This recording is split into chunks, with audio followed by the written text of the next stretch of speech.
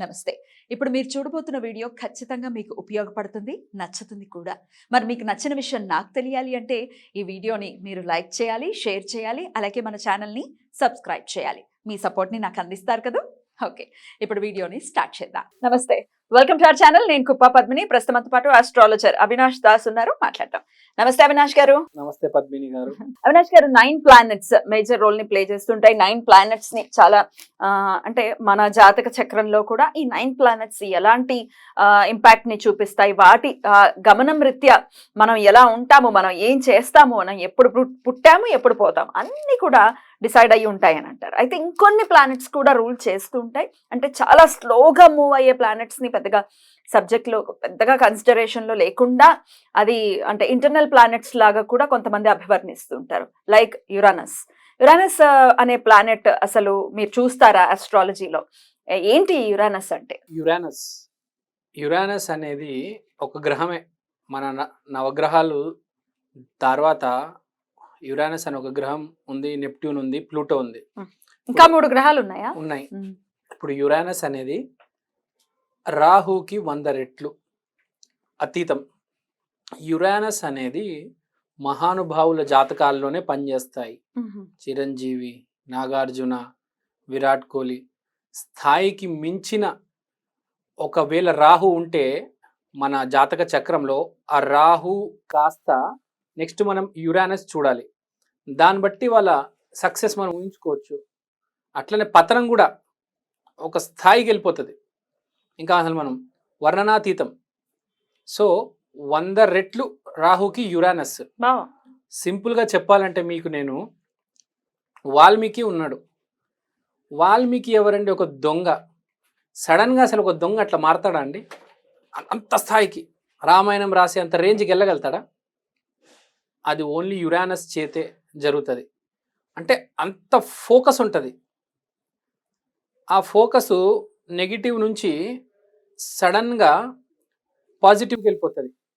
చాలామంది వాల్మీకి గురించి మాట్లాడితే వాల్మీకి మంచి రచయిత అంటారు, కానీ నేను వాల్మీకి చాలా మంచి దొంగ కూడా అంట.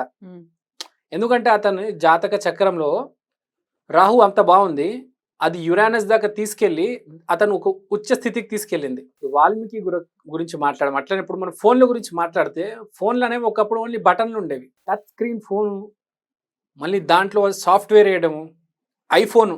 ఇవాళ దాకా ఐఫోన్ అంటే జనాలకి పిచ్చి. ఇప్పటికి క్రేజ్ ఎప్పుడు ఉంటుంది, మామూలుగా కాదంటే ఒక రేంజ్ లో ఉందండి పిచ్చి.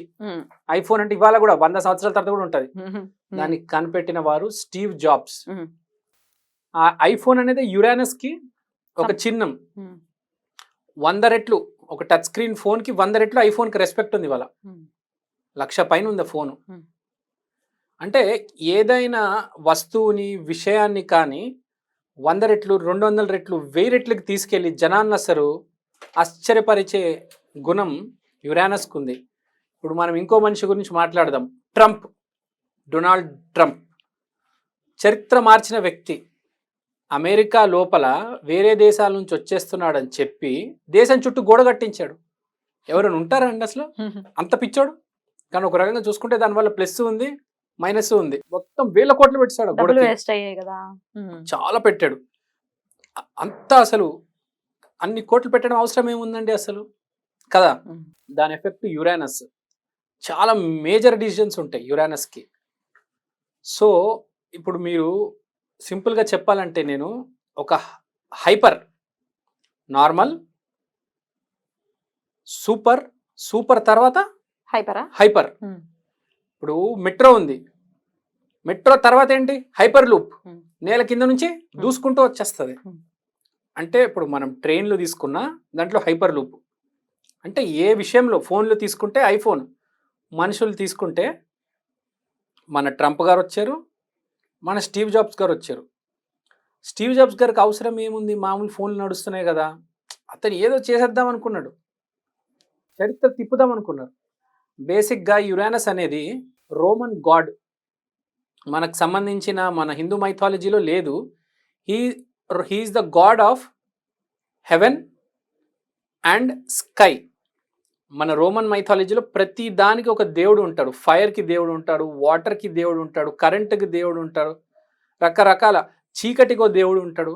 మన హిందూ గాడ్స్ కి చూసుకుంటే మన రోమన్ మైథాలజీలో ఎక్కువ అది ఉంది లిటరేచర్ వాళ్ళకి. ఇందులో కూడా కొంతమంది అస్ట్రాలజర్స్ యురేనస్ ని, నెప్ట్యూన్ ని, ప్లూటోని కూడా కన్సిడర్ చేస్తారు. కొంతమంది యురేనస్ ని ఇంద్రుడు అంటే, కొంతమంది వరుణుడు అని అంటారు కదా. సో బట్ అవి చాలా స్లోగా మూవ్ అయ్యేటటువంటి ప్లానెట్స్ కాబట్టి వాటిని అంతగా కన్సిడరేషన్ లోకి తీసుకోలేదు. అంటే శని భగవానుడే అత్యంత స్లోగా తిరిగేది, వీళ్ళు ఇంకా స్లోగా తిరుగుతారు. ఎందుకంటే వీడు జనరేషన్ టు జనరేషన్ చేంజ్ వస్తుంది. మనిషికి చేంజ్ కాదు, జనరేషన్ కి జనరేషన్. ఇప్పుడు ఐఫోన్ అనేది ఒక జనరేషన్ మార్చింది, ట్రంప్ ఒక జనరేషన్ మొత్తాన్ని మార్చేశాడు. ఇప్పుడు వాల్మీకి కూడా ఒక జనరేషన్, వందల జనరేషన్లు మార్పు రావడానికి కారణం వాల్మీకి. అంటే నాట్ జస్ట్ ఇప్పుడు ఒక బాంబు కూడా, మన బాంబు మాట్లాడితే బాంబ్స్ లో కూడా బాగా గట్టిగా పేలే బాంబుని మనం యురేనస్ గా తీసుకోవచ్చు. అంటే దేంట్లో అయినా ఒక విషయంలో ఆరి తీరిపోయి అసలు అంచెలంచెలు దాటి స్థాయికి, అసలు ఆకాశానికి ఎగురుతాడు మనిషి. అందుకనే god of sky and heavens అన్నాం. అంటే ఆకాశం అంత ఎత్తుకు తీసుకెళ్ళిపోతాడు ఆ మనిషి. ఒక మనిషి కావచ్చు, ఒక వస్తువు కావచ్చు, ఏదైనా కావచ్చు. సో ప్రతి ఒక్కరి జాతకంలో కూడా యురేనస్ ఉంటుంది, అన్ని ఉంటాయి, అన్ని గ్రహాలు ఉంటాయి కాబట్టి. రైట్. సో దాన్ని కన్సిడరేషన్ మీరు చేస్తారా మీరు చూసేటప్పుడు? బేసిక్ గా దాని కన్సిడరేషన్ చేయమండి. ఒక మనిషికి బాగా సెలబ్రిటీస్ వస్తారు, లేకపోతే జీవితంలో బాగా వెనుకబడిపోయిన వాళ్ళు ఉంటారు. దానికి రీజన్ యురేనసే ఉంటది. అప్పుడు చూస్తారా? అప్పుడు యురేనస్ చూసి డిసైడ్ చేస్తాం యురేనస్ ఏంటి. రాహు పరిష్కారాలే ఉంటాయి కానీ హైపర్ వేలో చేస్తాం అనమాట. బేసిక్ గా కొంచెం హైపర్ గా చేస్తాము బేసిక్ గా యురేనస్ ది. వీటికి కూడా ఉంటాయండి రెమెడీస్? ఉంటాయి దీనికి రెమెడీస్ ఉంటాయి అండి. రాహు రెమెడీసే దాన్ని ఒక 10 రెట్లు 20 రెట్లు ఇంకా స్పీడ్ గా చేస్తాం. బేసిక్ గా ఆకాశానికి, హెవెన్స్ కి, ఈ కనెక్షన్ కి మన రెమెడీస్ ఉంటాయి బేసిక్ గా. సో ఇట్లాంటి రెమెడీస్ చేస్తే ఏంటంటే ఆయన యాక్టివేట్ చేయడం అట్లా యూజ్ అయ్యేలాగా, అంతేనా?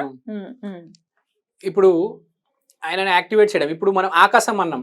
ఆకాశం అంటే ఏరోస్పేస్. నాసా పని ఏంటి? రాకెట్ వదలడం ఆకాశంలో. ప్రతి గ్రహానికి అవి రాకెట్ వదులుతూ ఉంటారు, రీసెర్చ్ చేస్తూ ఉంటారు. అంటే ఆకాశానికి తగ్గిన రీసెర్చ్.